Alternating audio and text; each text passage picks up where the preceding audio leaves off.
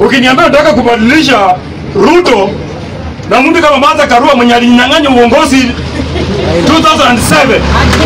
2007, ukiniambia unataka kunibadilisha Ruto na Matiang'i mwenye hana hajaniai kuniambia ni kwa nini mimi nilikuwa inapatikana ni bayana, then ujue chenye unataka.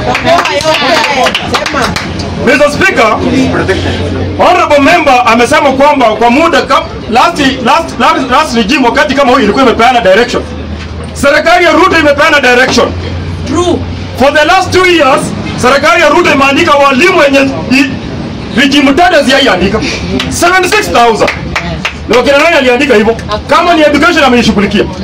My friend, honorable senators, serikali ya Ruto imepeana mwelekeo kwa upande wa health na imeleta SHA. Na honorable member amekuelezea vizuri sana. Kuna mabadiliko makubwa sana kati ya NHIF na SHA. Honorable senators, we ought to understand that SHA is working.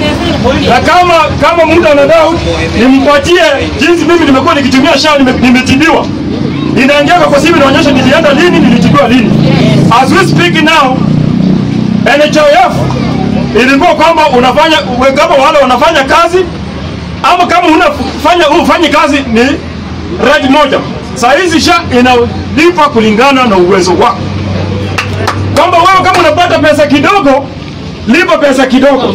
Wale ambao wanapata milioni mingi, lipa milioni mingi. The only problem na Wakenya wanaingianga kwa nduru na mashida za watu kuwasaidia. Yes.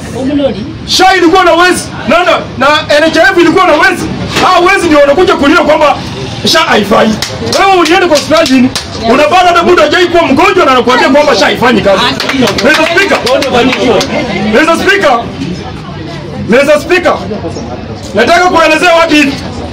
NHIF haikuwa inatibu magonjwa kama kanza.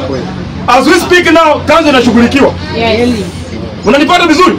So Ruto amekuwa kwa uongozi only his excellence. Amekuwa kwa uongozi 2 years. Unataka kumlazimisha afanye vitu vya miaka 10, haiwezekani.